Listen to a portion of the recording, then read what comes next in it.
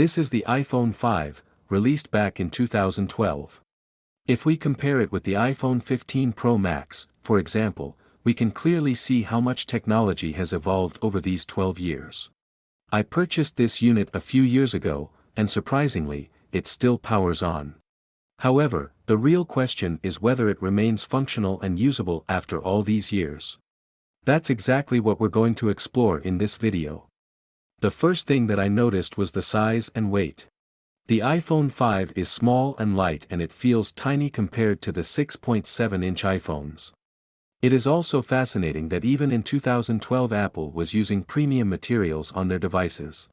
At the time most of Android phones were made entirely of plastic, but not the iPhone 5.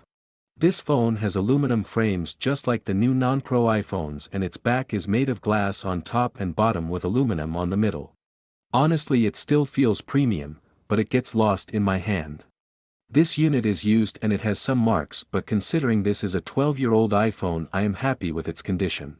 When it comes to the display, the differences between old and new iPhones are clear. The iPhone 5 has a 4-inch LCD screen that doesn't even reach 720p resolution. When you look at it from the front, its old-fashioned appearance is obvious, lacking the sharpness and brightness of newer iPhone models. The big forehead and chin show how much phone designs have changed over the years.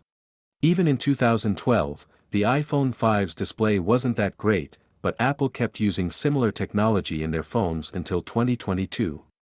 The iPhone 5 also falls short in terms of software support. Its latest supported version is iOS 10, released in 2016. It's quite a miracle that it's still operational after relying on the same OS for 8 years. It can handle basic tasks but struggles with app launches due to its slow performance. Light gaming is possible but challenging on its small screen. Unfortunately, most third-party apps no longer support this version. The narrow design also makes typing difficult with tiny keys on the keyboard. With only 16 GB of storage and 1 GB of RAM, these specs were standard back then but seem ridiculous by today's standards. When it comes to cameras, the iPhone 5 has an 8-megapixel rear camera and a 1.2-megapixel front camera. It's no surprise that photos taken with these cameras aren't great, especially from the front camera. It's funny to think that back in 2012, I actually liked selfies taken with the iPhone 5. But compared to the latest iPhones, the difference is huge. Recently, I decided to compare the iPhone 5's camera with that of the 15 Pro Max, and the results were mind-blowing. The 15 Pro Max captures such sharp and detailed photos that make the iPhone 5's pictures look dated. The improvements in camera technology over the years are astonishing. It's not just about megapixels, it's the overall quality, clarity, and color accuracy that have improved dramatically. Using the iPhone 5's cameras now feels like taking a step back in time. The rear camera can still capture decent shots in good lighting conditions, but in low light or when trying to zoom in, it struggles. When it comes to features, the iPhone 5 stands out for one thing that's missing from every iPhone since 2016, the headphone jack. It's a feature that many still remember fondly. Apart from that, this phone lacks other modern features like Touch ID, stereo speakers, and wireless charging. But I'm not complaining.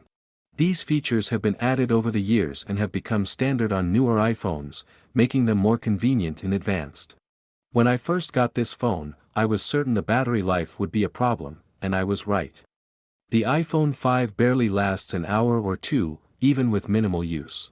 It also loses battery while on standby, but that's expected for such an old device. In recent years, iPhones have greatly improved their battery life. The iPhone 5 was also the first iPhone to introduce the Lightning port, which remained up to the iPhone 14.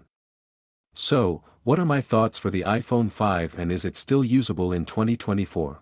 The answer is no. The iPhone 5 isn't practical for daily use anymore.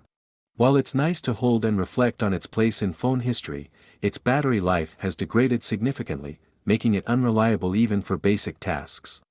It's more of a nostalgic relic for me, bringing back memories of when it was my primary phone. If you found this video enjoyable, please consider giving it a thumbs up. Feel free to leave a comment suggesting which old device you'd like me to review next.